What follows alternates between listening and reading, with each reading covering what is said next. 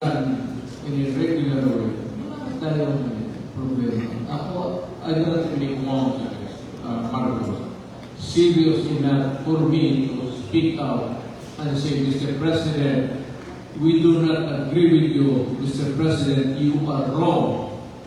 And Mr. President, you stop it.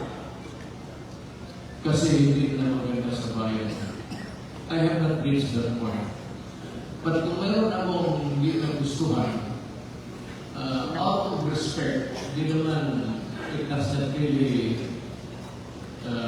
would go into the core of governance na walang hindi masyado ang gusto. Si Secretary,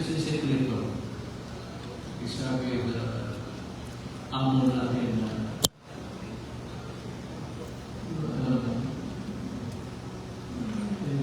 baka sobrahan. Ganun.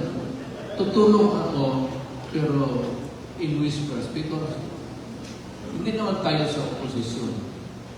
But there has to be somebody on the opposite side. Ang tawag niya normally is opposition sa politika. Pero in a body politic, sa governance, in a democracy, kailangan talaga meron sa kabila. Because the checks and balance will come whether you like it or not. Because governance is not an easy thing. It's a gamot of so many things sa buhay ng Pilipino, ng isang community country, na maraming problema pasok-labas. And somebody has to attend to the problem, solve the problem. But then again, there has to be somebody that says that you are doing it right or you are doing it wrong. Because we have to protect the people of the Republic of the Philippines. You know, Mr. President, Mr. Marcos, agree with you. You correct yourself in 1 month, otherwise we go to the rebel side. Hindi po din gano'n eh. Democracy is a checks and balance. So you check and you balance everything. Now, it is up to, nandiyan na yung press. Yung press freedom. What would carry the voices of yung administration of the opposition will be the freedom of the press as well. Importante talaga yung press. Whether sometimes they are biased or not, but you have to give them the highest of respect because they carry the voice of the people, whether it is in the minority or the popular side of things. That is how it goes. Ngayon, having said that, maraming malapit naman ang election, PDP was always, ayaw ko kung bakit, pero maybe because hindi tayo nasanay sa pera. Ang PDP from the start, whether it was really intended or not intentional, ang PDP started talagang kantang poor boy. Wala siya ng pera, struggling, started from Cagayan. And may I just say in passing, we were having that convention, I think, in Cagayan. The birthplace of PDP. Alam mo kung sino lang pumunta doon na visible, recognized PDP leader? Girly pala. Ito lang. Siya lang. Doon ginawa yung PDP, it was hammered. Dahil magtindig at titilitan yung kakang sino. Tumitigil ko mga resulta na yan.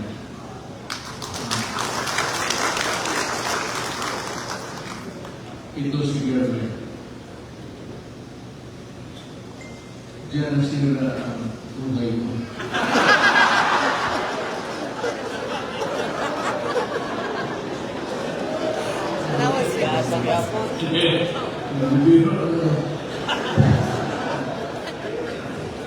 Kagagayan to. At ito yung announcer ito ng ABS-CBN. She's from Cagayan.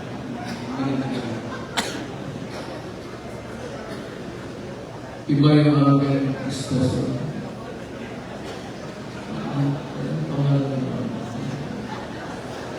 RPN yung aming hindi ABS-CBN. Ang kuya ko talaga RPN. So yan, dito na yung mag-i-election. Nandiyan na sa natin. Ang PDP, walang pera. Nag-umpisa ang PDP, walang pera. Hanggang ngayon, walang pera. Walang pera. Kaya,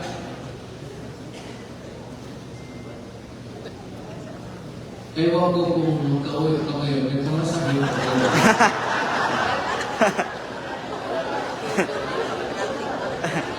I did not even know if we can go home. Walang Baka pamasahe. yung ibang kakaba. And if you're planning to walk home, it is just a few kilometers. Sabihin nyo at we will provide you transportation. Kung kayo naman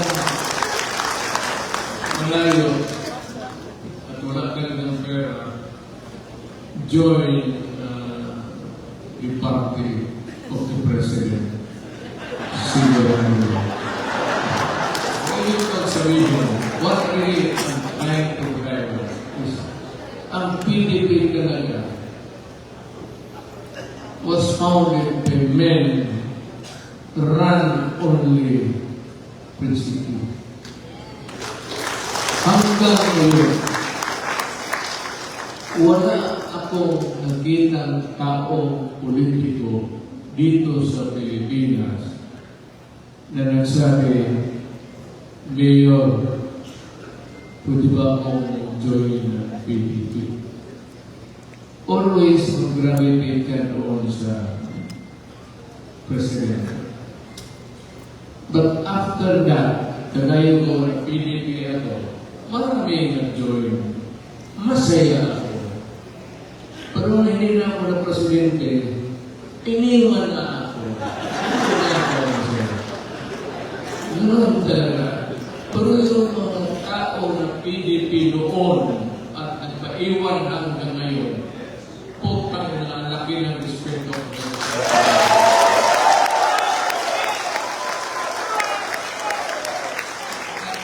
Dahil tatakbuhan kayo, sabihin ninyo wala kayong pera, we will raise the money. Kasi, hindi tulong na under the table. Yung tulong na tayo ng mga itong malalaking multinationals. Pwede ba na ako hindi sabihin? Okay, sponsor na ng isang merienda ng kandidato mo. At meron kang malaking budget yan. Maski 50 million, okay na.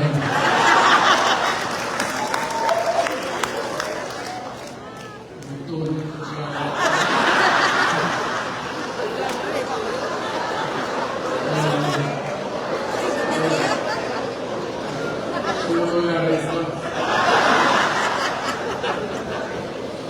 Natigay ko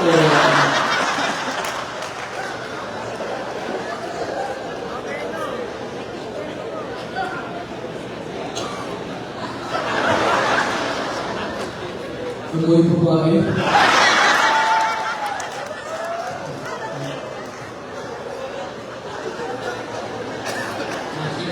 Siguro yun. Ano, si 74 na ako. Kaya ang tanong ko, saan ako? Ano na tayo? Pag 74 na ako, anong nag-usapan natin na? Hindi siya yun.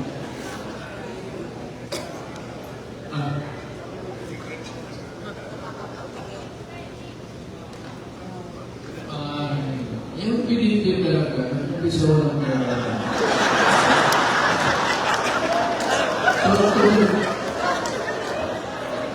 Diretsuhin ko na lang. Ano ako magsiguri? Ang pinipin na kung isa walang pera, hanggang ngayon walang pera. Walang expectation. Really, nung presidente ako, nagkaroon na yan ng konti. But those were really money na talagang giveable. Hindi sabihin mo na gastos tayo ng pera ng pera sa pamilya. But anyway, parapit ang elections. We will field candidates and we will support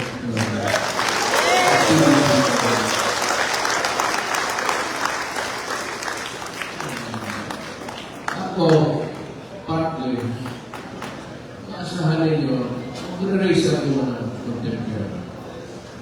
Kung sino yung mayaman ng inyo, ituro lang ninyo.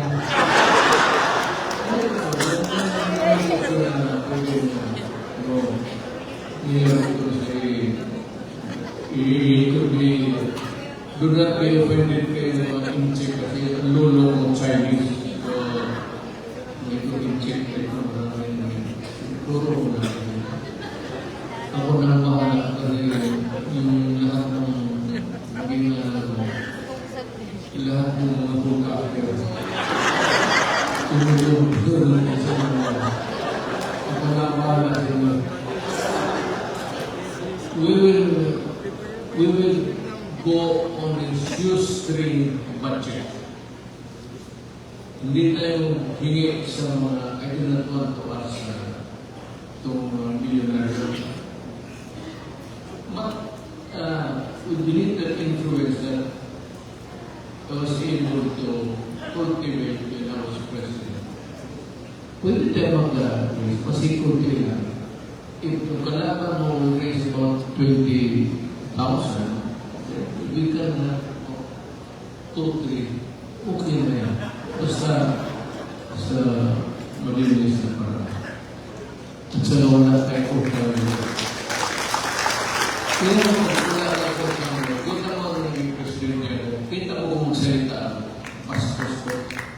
And yun mag-give shit din sa mga mayaman mga elite.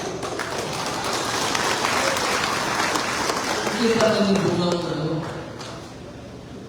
hindi mo, pati mo na yung gusto public yan sa ating guro. Ikaw, putang ina ka. Ang utang mo sa pan, 10 billion. Alam mo, I'll give you 3 days, exactly, by 24 hours a day. Bayaran mo yung putang ina, utang mo yan kung hindi ipapatay mo. Sinawag ko in public. Total, patayin mo ako rin yung bayad ka. Wala yung pera. Sunod-sunod yun. Kasi, huwag lang sana, no offense intended. Hindi sabi ko dulo ko Chinese. Lahat yung in-check na ayaw kumayad, ay putang yan. Bayad kayo. Tablahin ang dito. Power dito. Pagbakas nyo na nangyayari ko yung Chinese. Excuse me. Ang gulo po Chinese. Problema lang. Hindi naman tayo panahon ng mga mistito. Pilipino tayo lang. yan ang gawin natin. Elections, when the election is around the corner, we will try to come up with another, maybe gathering, pero para hindi masyado magastos, to make it more comprehensible for everybody. By regional tayo, and we go down to the locals. In about 2 months, I will go out of my city, grabe, para maipwesto na namin. Mga si Ruben, si Mato, para may isang Tagalog. Kami na nandito para sa mga Muslim ako na magkakaintindihan ko. Magkampanya kami para gano'n, kung bigay ng pera, pag hindi ako ng pera, ng tulong, hindi ako magiging ng pera ng pusa, hindi ako ng tulong, sabihin ko lang, kung may tulong ka, ibigay mo sa kandidato namin na yan. Ayaw mo tanggap ng pera, kasi sabi mo, pag gano'n, there's always a possibility na magdudugay yung mga kandidato. Na tinanggap mo, pati hindi mo binigay.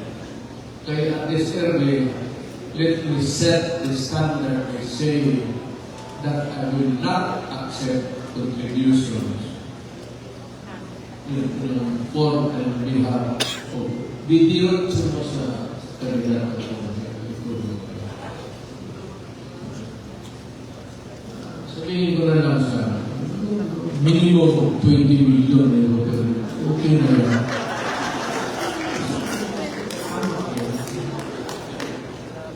Total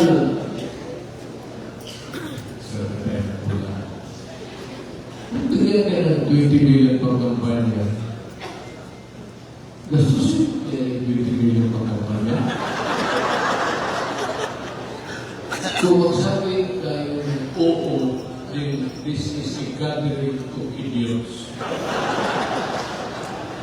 Kaya ng 20 million, at least, fine. Yung 15, total mabawi ko man ng manalo na. Maraming naligos. Ang pinaka-successful na negosyante sa Pilipinas, hindi yung na-incheck. Wala yan sila. Ang pinaka-successful negosyante sa Pilipinas, politiko.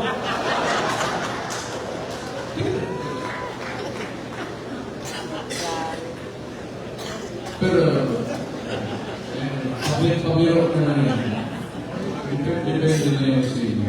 It's how if you want to stay long or longer in power, then you have to show that you are there to serve and empower the people to serve. It's not easy to do that. Ako, tapos naman ako, pwede na ako mag-ibang. Kaya hindi pa na natapos, totoo man mo ang hindi, rindahan mo muna yung kabayo mo. Ako, sabi ako, maghanap kayo dito, maski saan sa Pilipinas. And never. Kung ikay sila ng presidential candidate, tinatanggap ko kasi malaking nakastos. Pero kung sabihin mo na magiging concessions, naging presidente man ako, maghanap kayo ng isang tao makaturo sa akin, sabihin mo na nagiging sila ng pabor ng franchise at bigay sila ng kasi pag upo ko pa lang, alam na ng mga tao ng Pilipinas ang ugali ko dito sa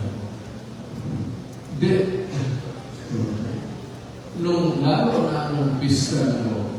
Piskal ako, mapunta ka ng kusina mo, regalo ka sa akin ng pantalon. Isauli ko yung regalo mo, kinabukasan, yung kliyente mo, patagilid ko talagang walang kasalanan, ipapay ko yung kaso para may problema ka. Tanong kayo dito, may sinong regalo sa akin. Walang gumawa sa akin. Even when I was mayor, and even when I was president. Ngayon, magtanggap na ako. Wala namang problema. Wala akong tao. Wala akong may bigay sa inyo. Oo, sabi ko yun, bigay ka sa akin. Sabi ko ito ngayon ko. I will not do that. Ang nilaiyo ko yung respeto niya sa akin. Sinabi ko, sundin mo yung ginawa ko. You want to stay in politics for a longer period, then sundin mo yung ginawa ko. All you have to do, only complete honesty, all you have to do is practice the letter itself. Ang nandiyan tayo. Yun.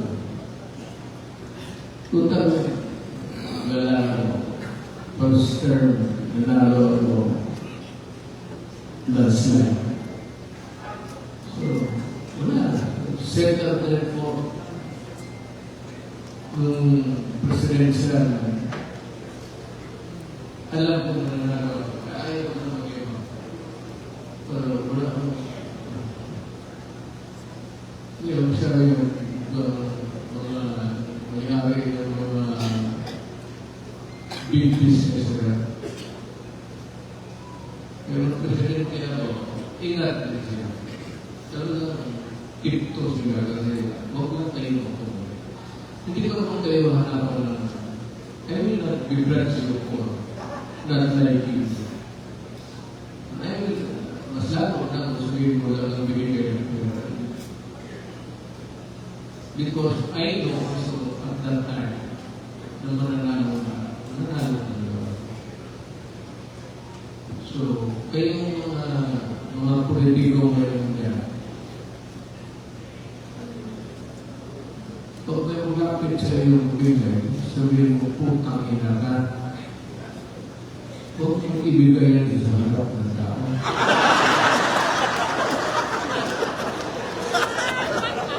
Ngayon mo lang doon sa kapatid ko, asawa ko.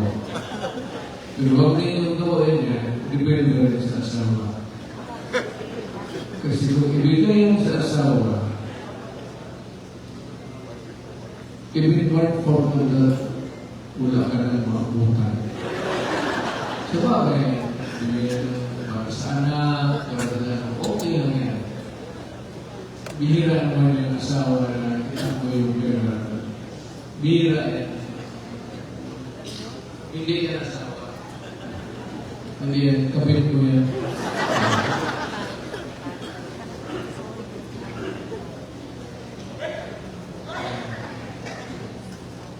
Let's meet again by next time.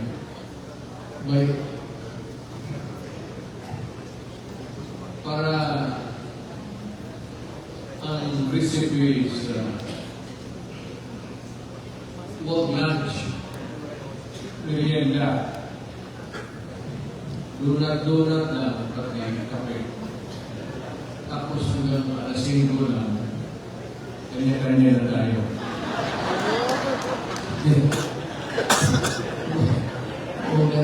Either you will share the burden o suluhin mo. Bakit maraming mayaman? Ako tayo tipid na. O 9 o'clock. By 12 is first time. Huwag tayo maging tumog na pagkatapos magpupong. Mag-perk tapos mag-pag-iisel na toothpick. Lumit pa ko yung cake.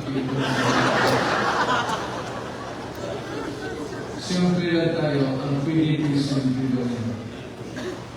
small time, keep it that way. Nasanay tayo ng gano'n, walang pera. Hanggang ngayon, wala tayong pera. Kaya, kung meron ako sponsor ng ako siguro, yung sa local, do not bother preparing. Kasi ako, pupunta sa inyong lugar, preparado. Pupunta ako doon, pupunta baon. Tapos may sarili akong baon. Baon na pera. May sarili akong baon na kaligayahan. Huwag na kayo sabihin na hanap kayo ng katulog at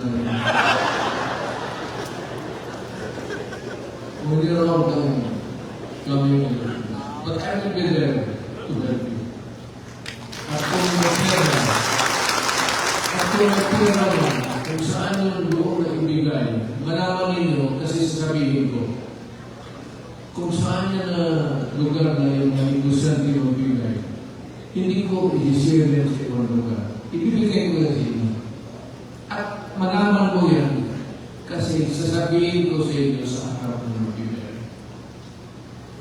Kung sabihin na magbigay dito tapos ipasa doon.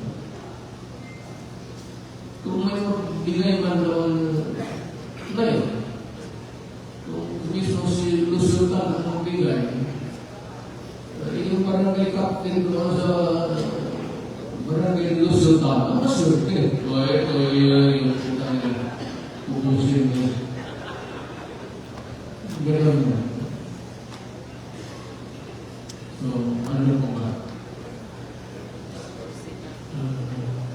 Magandang na siguro. Yung pera na ibigay niyo,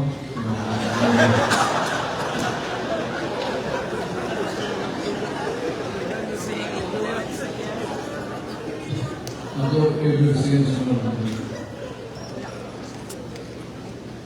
ayaw ko mag-iba.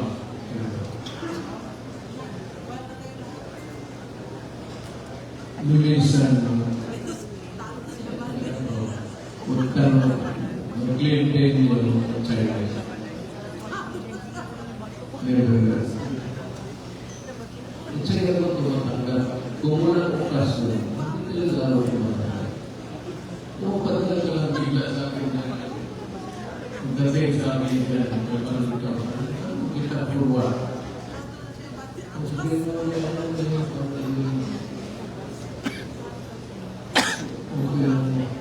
marami ako nasasibihon. All I have to do is crucify.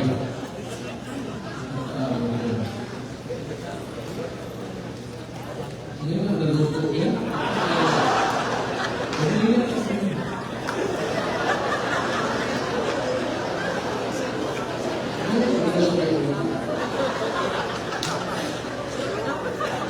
Kumpare mo to.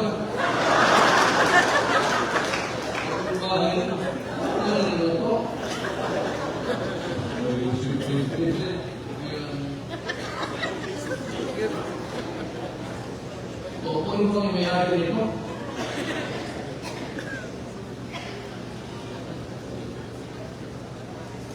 so, ito na ba penultimate meeting? This is the last na o opening.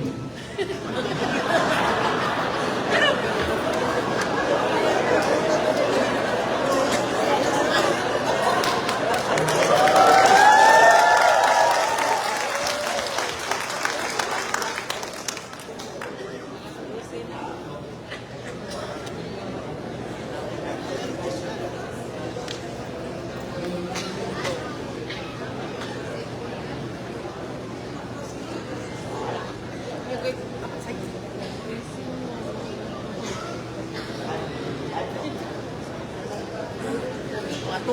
Parang nilibot.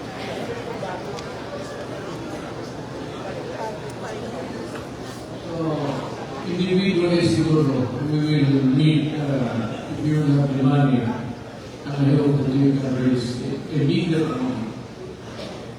Makaikot kami, 1 or 2 or 3. Bato, Bong. Si Bong, maraming pera.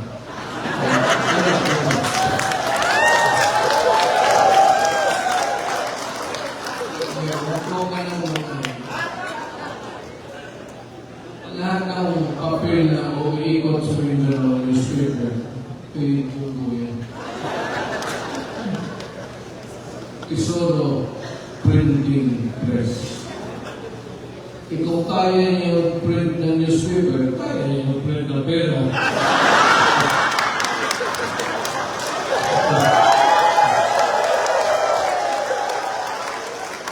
Yan ang sikreto na. Hindi, nakakita siya, the oldest, maybe the oldest in the printing press. Ngayon, pinakamalaki. Hindi sa ito siya, sabihin mo ngayon, he's just an heir.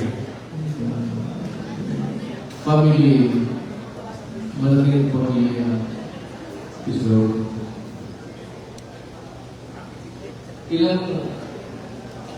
Ilan yung printan yung pepe na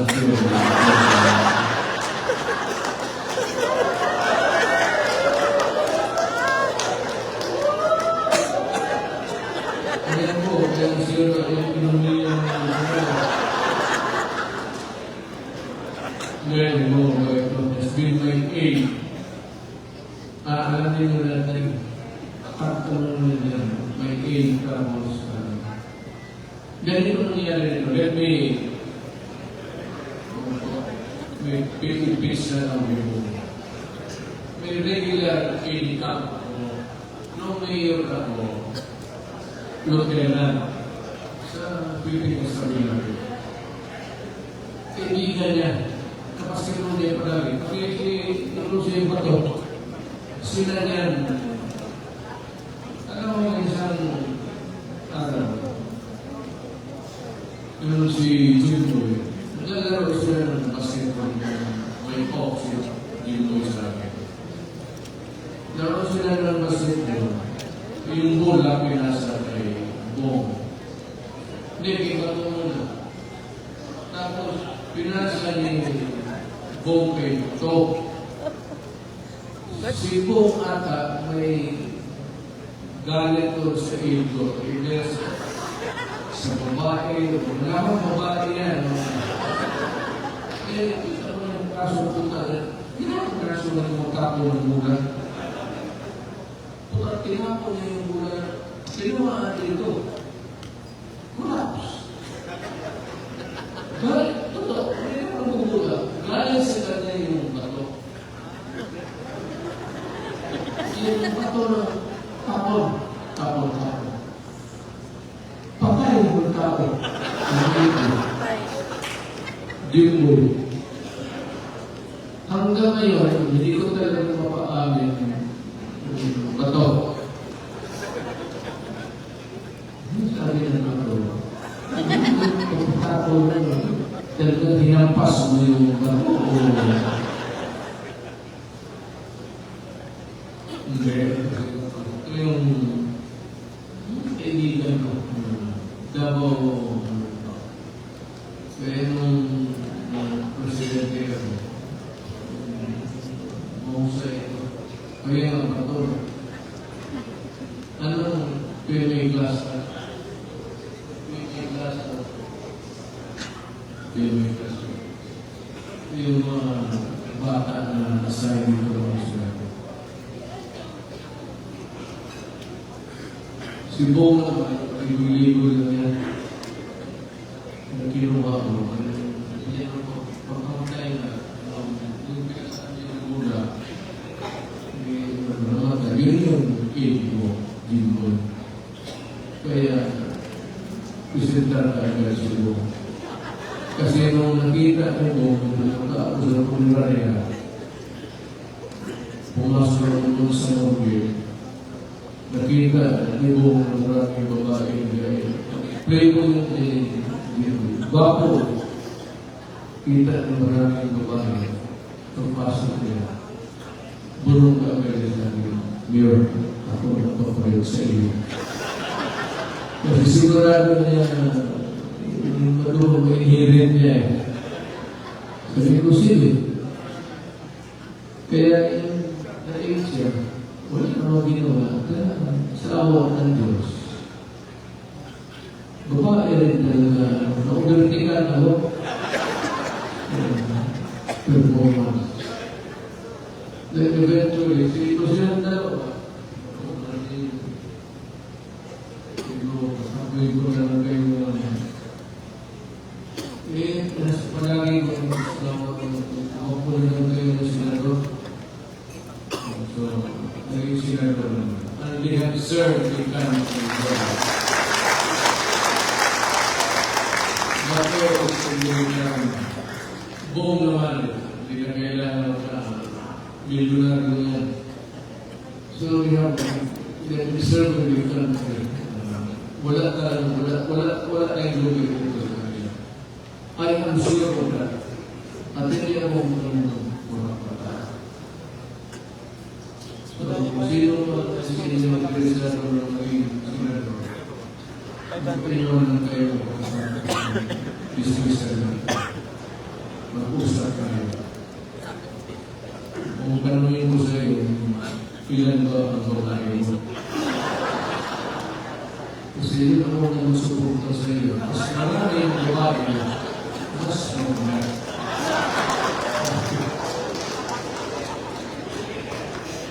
Kasi mas marami yung mga kampanya.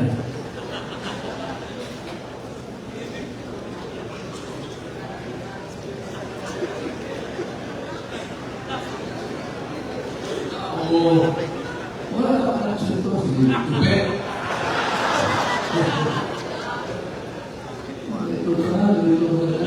Magmadagdag na naman sa Senado. Bakit basta ang trabaho lang? Wala ba na akong ano sa tao? Kaya mo gambling ka sa mga kayo. Sinusugan mo yung pera mo. Ano pala? Bubong ka. Kasi ka sa... Alam mo, meron yan. Sigurado ako.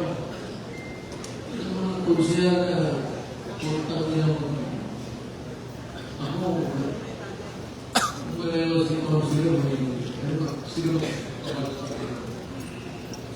kung siya alam mo na yung Rizal yung bilang ako, may mga nagkasing na, hindi ko naman pinapasok.